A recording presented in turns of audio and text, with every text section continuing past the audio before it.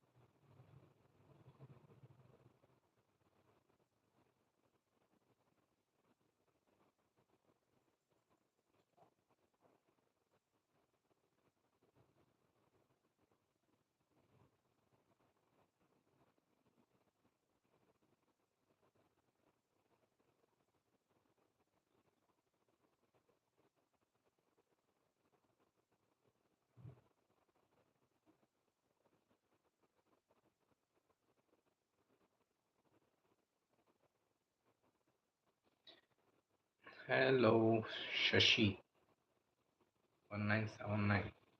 Good. Uh,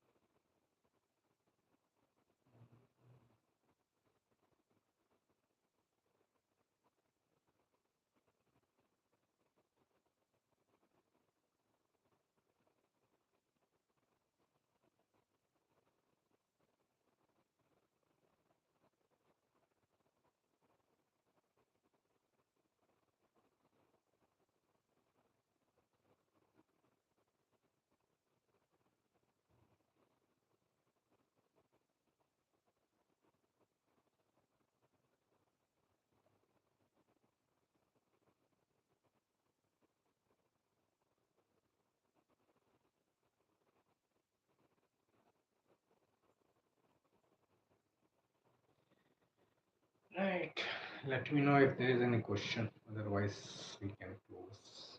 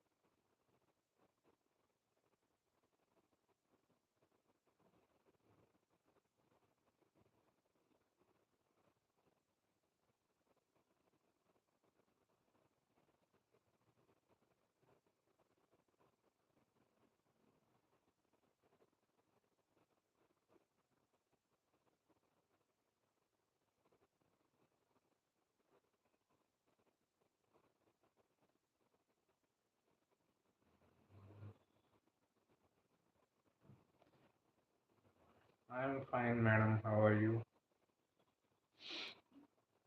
I'm fine, Anatoly. Anna. I'm fine. How are you?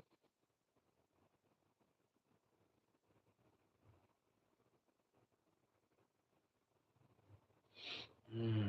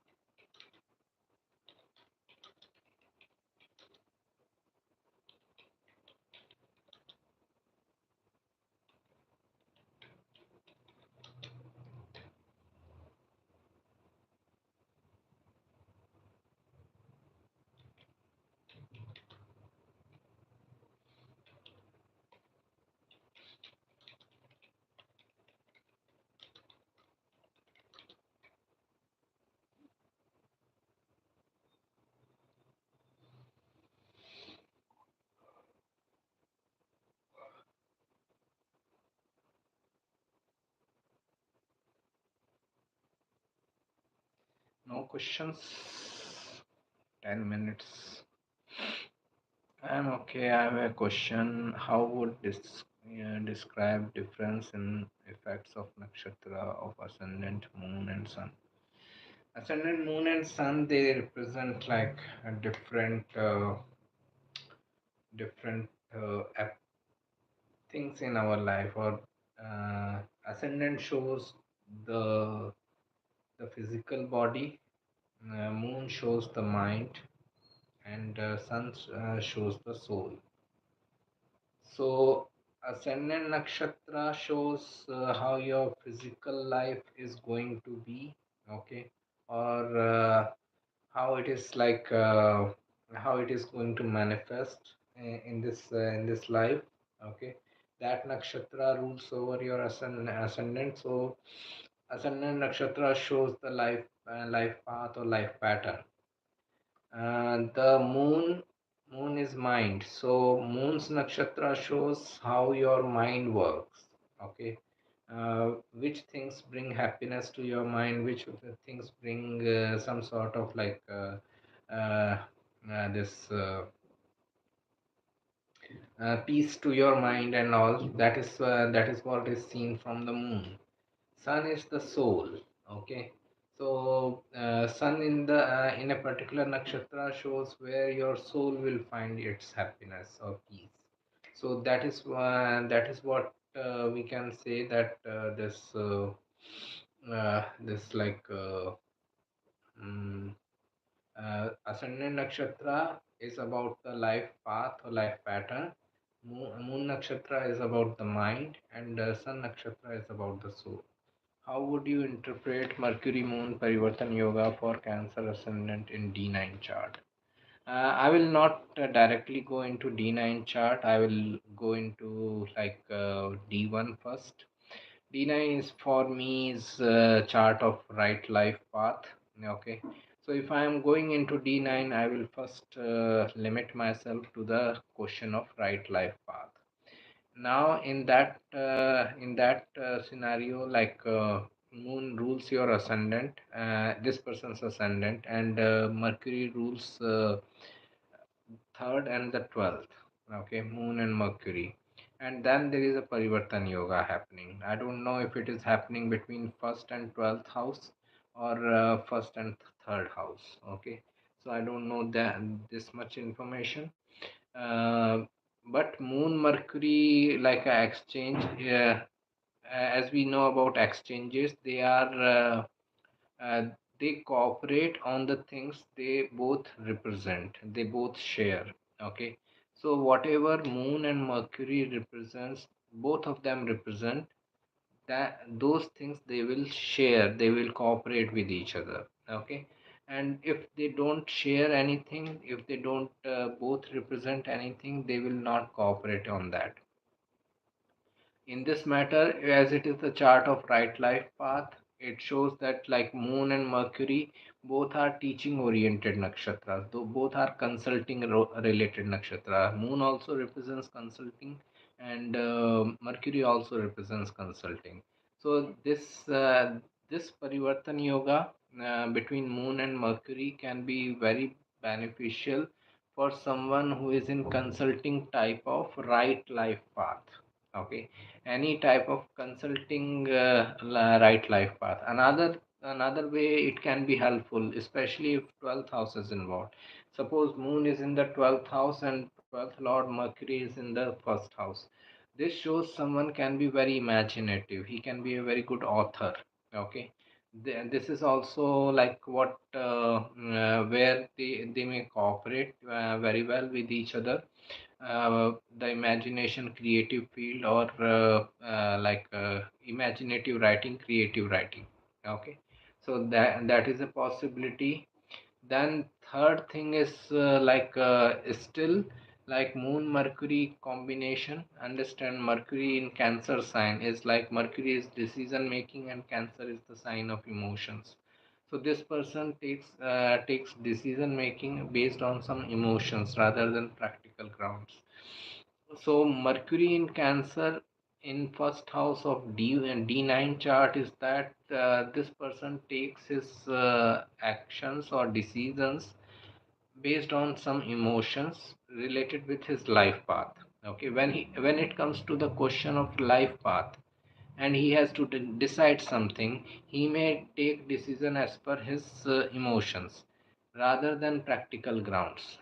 He may be taking very practical decisions in other areas of life, but when it comes to right life path, he may be like emotionally deciding things. Okay, this Parivartan Yoga can also be helpful for professions like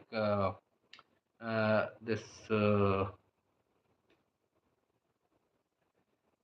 healing also. There is a possibility, especially because 12th house also represents healing and Virgo also represents healing. That's why like I'm inclined to add healing and healthcare also, because Moon itself represents serving people, nourishing people, and Mercury is ruling these two houses. So for those reasons also it can be beneficial. But the main challenge which can come up is like person may be like too emotional in making decisions when it comes to matters of his life path.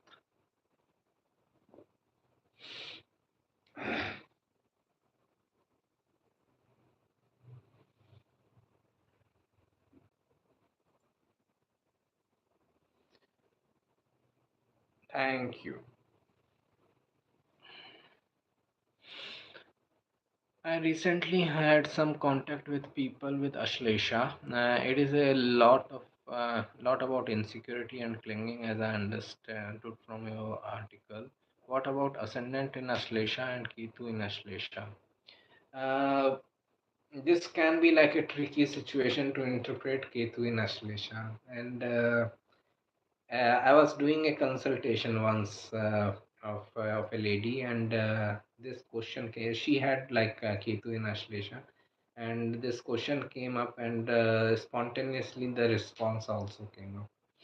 So I was surprised that day that the I got the response in my mind spontaneously. Ascendant in Ashlesha. Ascendant is your overall life. Okay, I have another friend who has like Cancer ascendant and Ashlesha as ascendant nakshatra, and even in Gandanta point, like last 29 degree. So if you have a particular planet in Ashlesha, the person can be very insecure related with that planet. Okay, suppose I have Jupiter in Ashlesha. Okay, I can be very insecure about my higher education or belief system and all these kind of things which Jupiter represents. If I have Venus in Ashlesha Nakshatra, I can be very insecure about my possessions, okay, about wealth or whatever I feel like possessing something, okay, wealth, relationship, or finance and all. I can be very possessive about it. I can be very insecure about it. So that is what like Venus in Ashlesha. But when it comes to ascendant in Ashlesha, ascendant is your overall life. Okay, the life path and all. This person can be like can be this insecure or clinging towards overall life. Okay, towards overall life, they can be very insecure about where his life is going, whether they are in control of their life and all. If anything goes here and there, they can be feeling like jittery about it. So that is what Ashlesha in ascendant nakshatra can as an ascendant nakshatra can cause.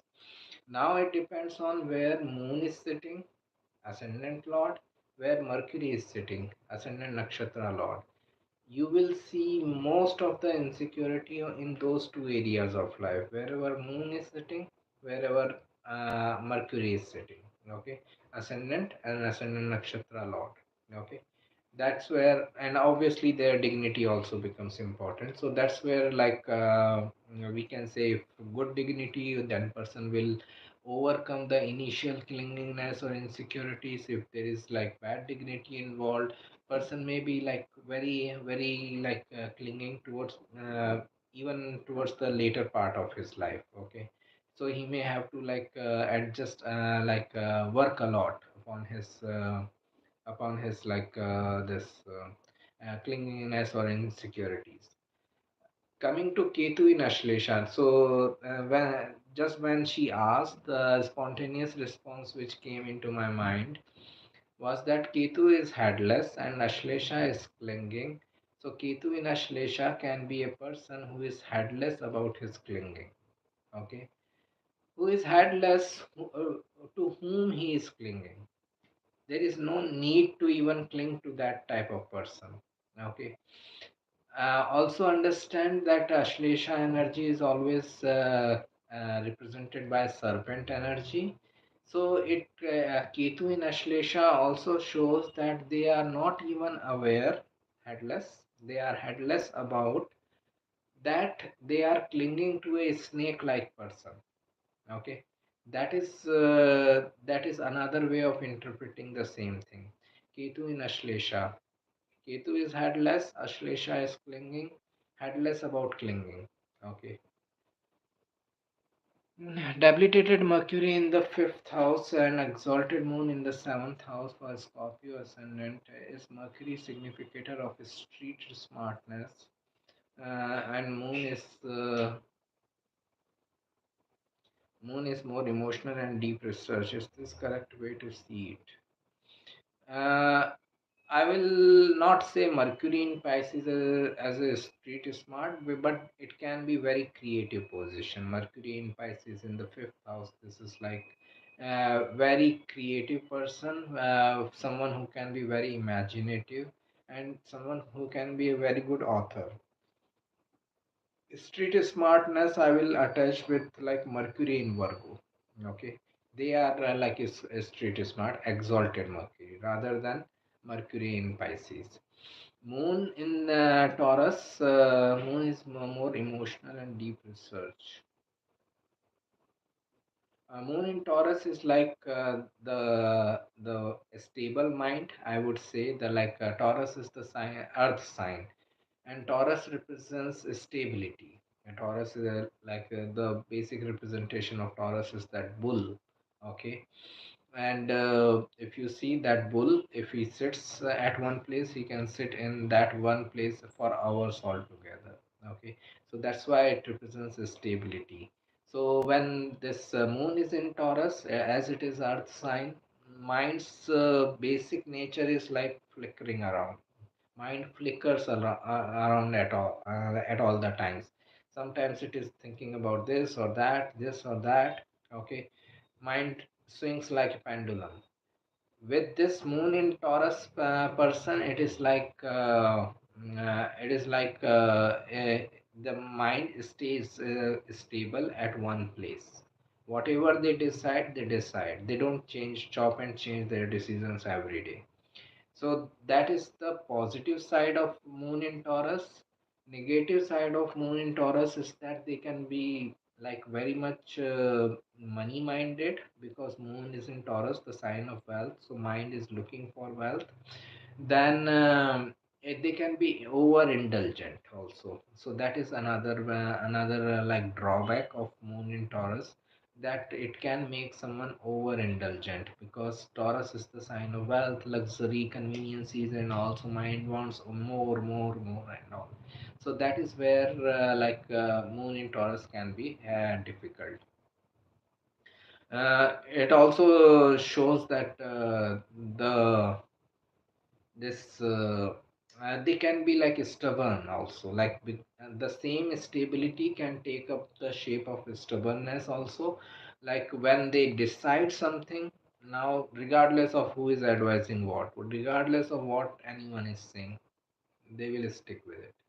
So in a way it can become like a sign of stubbornness also. Okay, moon in Taurus. So, as always, like every planetary placement has something good, something bad attached. Mercury in Pisces is very good for creative things, creative matters, and creative writing. Even like things like movies and all, acting, excellent position, Mercury in Pisces. And Moon in Taurus is like a very stable mind. Yo, we have some audience now.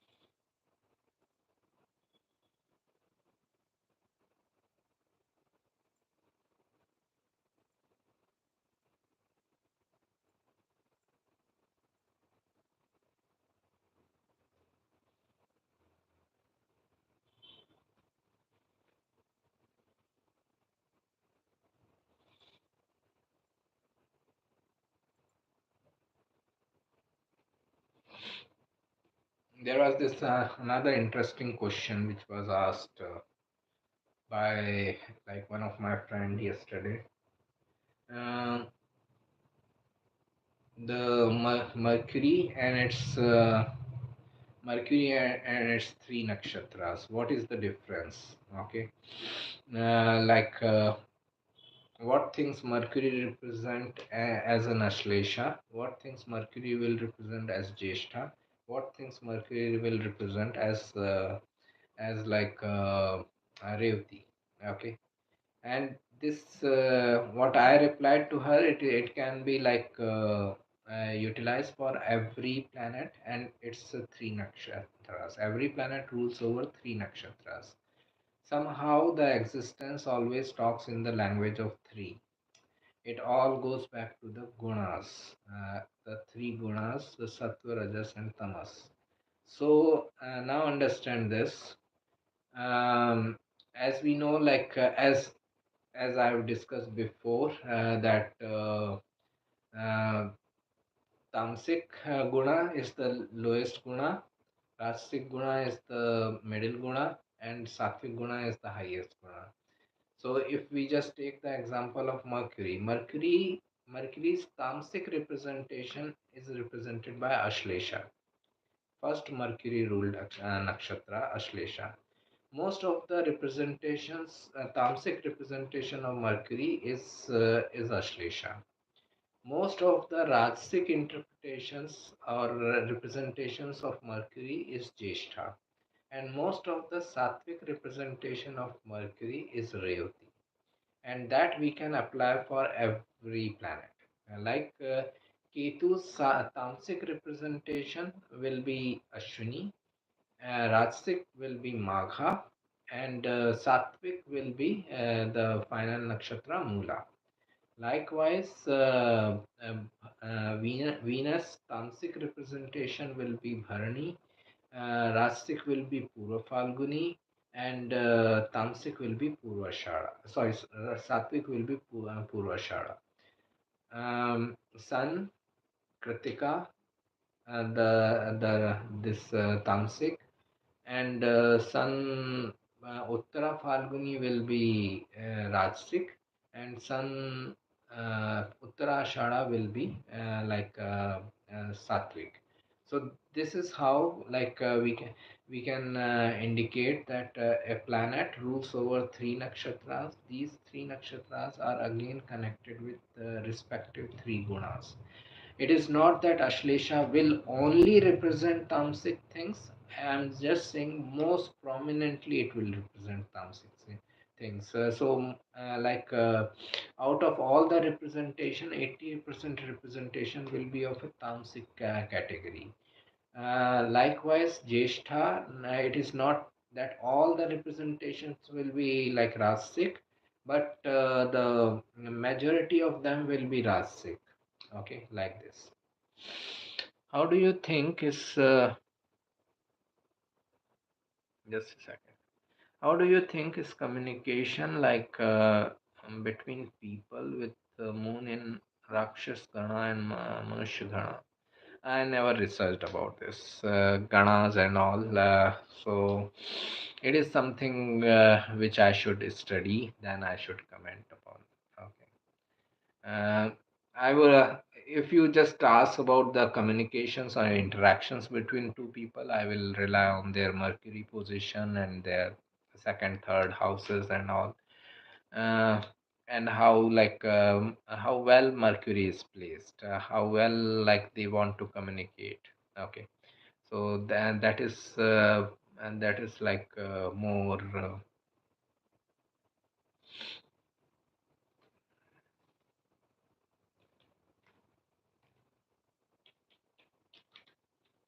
And that is more this uh, the communication Mercury.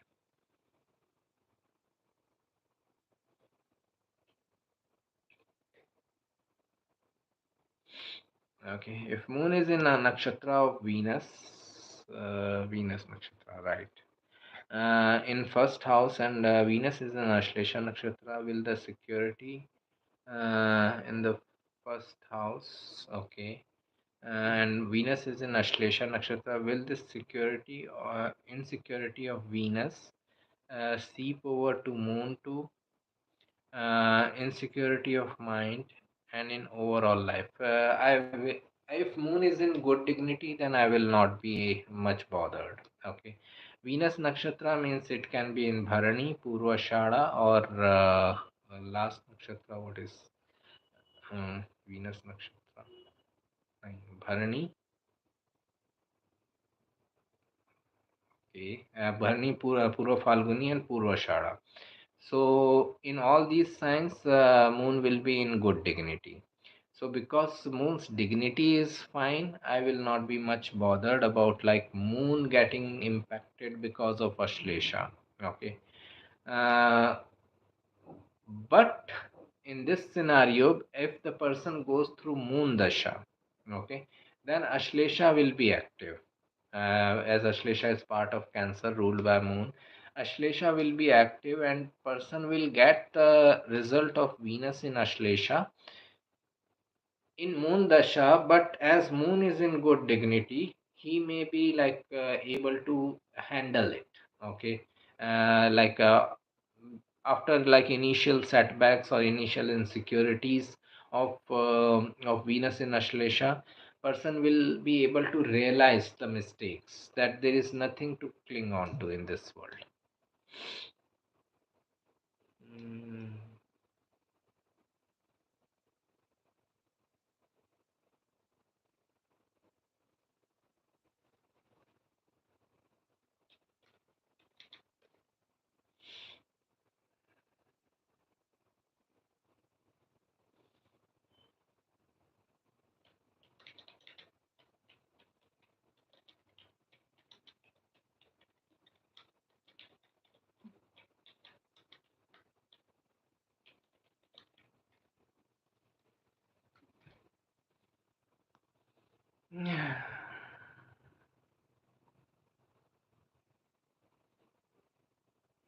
Moon can actually be like a saving grace in this matter because Moon is in good dignity.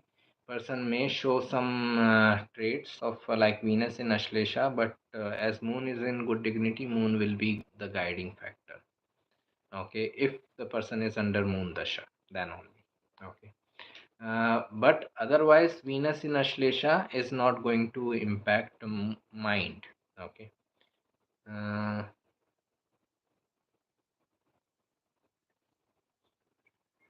no. Uh, Also, based on the natives chart, can we interpret people based as Vata, Pitta, etc. types and doshas like how it is seen in Ayurveda? Yeah, it can be. So, again, I haven't researched much in this matter. Okay.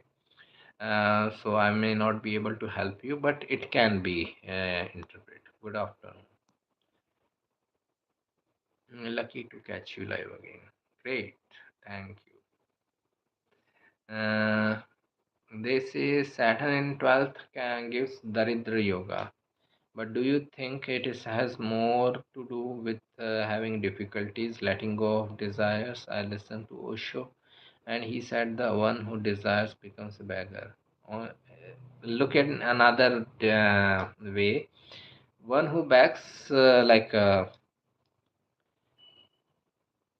he said that one who desires become a beggar.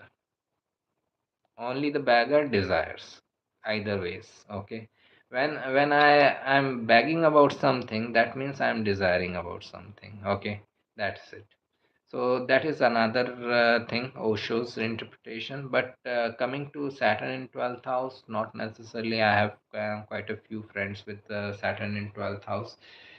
So financially, if you are asking about monetary wealth, they are from well-to-do families and all. So it is not necessary about that, but we all desire something. We all have need for something. Someone can be searching for spirituality. Someone can be searching for knowledge. Someone can be searching for occult mysticism. People can be interested in like learning about tantras and black magic and whatnot of 12th house related matters. So person can be daridra in that area of life. Okay, not necessarily only. We should not relate this word daridra only in monetary manners, but it can be like any ways the poverty. Okay, whatever I feel the need of, I can be daridra of that particular thing in life, right? Right.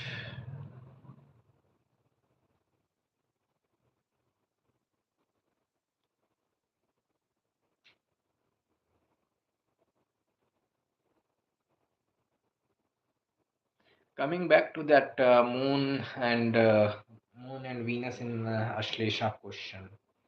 Another possibility where they can both be linked.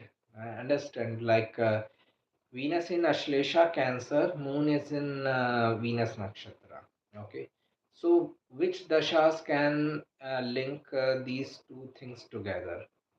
One I said we moon dasha, because moon dasha will activate moon at least, and it will also activate Ashlesha Cancer. So this will link both the planets like Moon and Venus in Ashlesha. Another dasha which can give the same result is Venus dasha. Venus will be active Ashlesha in Ashlesha, and Moon is in Venus Nakshatra. So Moon will also be active. Okay. So that is another dasha where person can be feeling the insecurity of Venus in Ashlesha. Okay. The mind can be feeling, because it also depends on the age and experience of the person. So if the person is grown up and all, obviously he is supposed to learn through his experiences. But the person is child, then okay, we can expect them to learn after some time. But this is another dasha which can activate both the things together, moon also and Ashlesha also. Moon dasha and Venus dasha. Okay. Obviously, like we need to get some like meditation, yoga, or any other spiritual pursuits or guidance. That there is no point in clinging to anything in this world.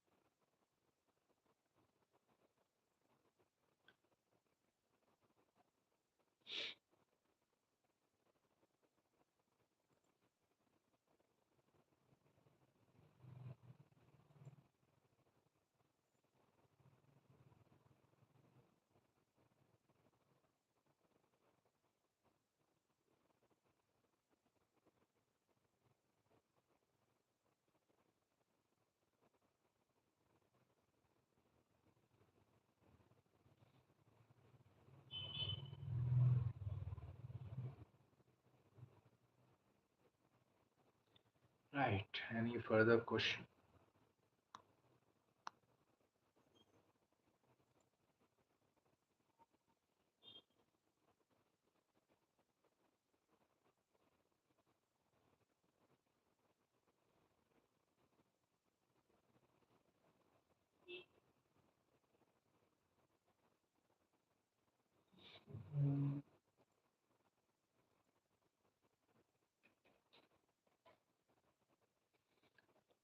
For eyesight related, is it sun the significator and house significance? People born on eclipse, conjunct Rahu or Amosya could have vision problem. Uh, for eyesight, second house represents right eyesight, 12th house represents left eyesight. Sun and moon are the karakas, the illuminating planets. They are the karakas, and Mars also represents eyesight. So these are like important houses and planets for eyesight related matters. Uh, their dignity, their difficult planets in these houses and all can cause weak eyesight to the person. Uh, this can be true. Okay, eclipses and amasya and all. It can be true, but it can be also metaphoric, that person is unable to see things clearly in his life. Okay, it is not just about like weak eyesight. It is about the person's inability to see things correctly in his life. Yeah, person's inability to see omens and indications correctly in life. Okay. Nakshatras exchange Ketu in Ashlesha and Mercury in Ashwini. What results might give? Ketu in Ashlesha and Mercury in Ashwini. This can be an excellent combination if someone wants to go into like any research oriented knowledge, especially psychology. Ashlesha is psychology, Ketu is research, Mercury is like collection of information, and Ashwini is also metaphysical healers. So for psychology related matters, this is like excellent like combination exchange, Ketu in Ashlesha and Mercury in Ashwini. Uh, but if someone is seeking some happiness in personal life, then it can be challenging. Uh, Ketu in Swati, Rahu in Mula. Uh, how will we see the results in Nakshatra exchange of the nodes? Okay. Ketu in Swati and Rahu is in Mula. Okay. Uh, no, it cannot happen. Ketu in Swati and Rahu in Mula cannot happen. Right?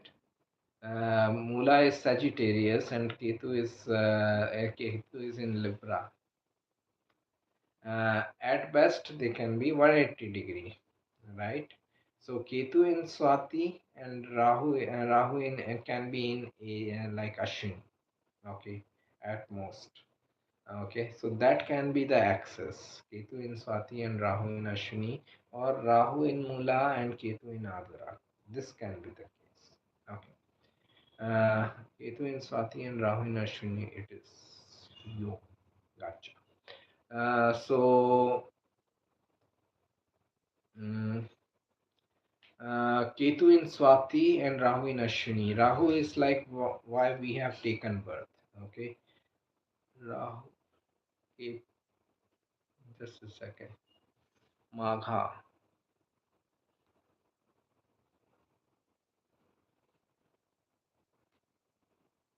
Okay, great. No problem. So we got it right finally. So Ketu is in Swati and Rahu is in Ashwini. Uh, Rahu is why we have taken birth. So Rahu in Ashwini is like a metaphysical healers. Person can be like very much interested in healing people and all. That can be the where he wants to gravitate himself. Okay. Ketu in Swati is like the person's past life expertise. Okay. Swati is independence. So, but Ketu is something we have achieved well. We are not much inclined to achieve it all over again. So initially, when this person is going through his initial life, he may not be inclined to work for himself independently. He may be fine with job setup, career, and all, but as he comes closer to Rahu Ketu maturity age, the desire to work for self or desire to be independent can be like getting prominent. Okay, person may be realizing his past life expertise, Swati, the self like extremely independent behavior. Okay, person may realize that okay, while working under others authority and all, I am not getting that much of result. Now let me try to work on myself. So that is where Ketu in Swati can work, and it can help in achieving his Rahu in the Ashwini. So they may work independently, and through that work they may heal people. Okay, so this is how Ketu in Swati and Rahu in Ashwini can work together.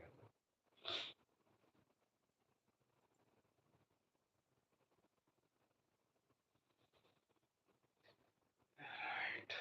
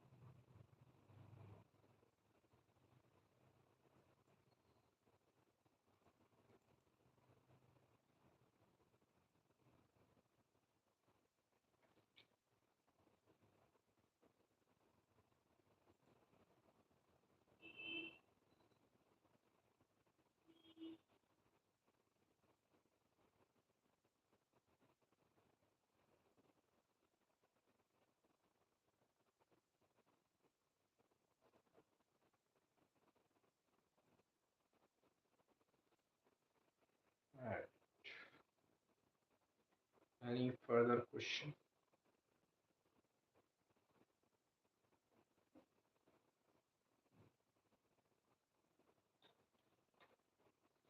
Okay, I think we should meet next week or next Saturday. Okay, take care. I will just wait for a couple of minutes if anyone has any question.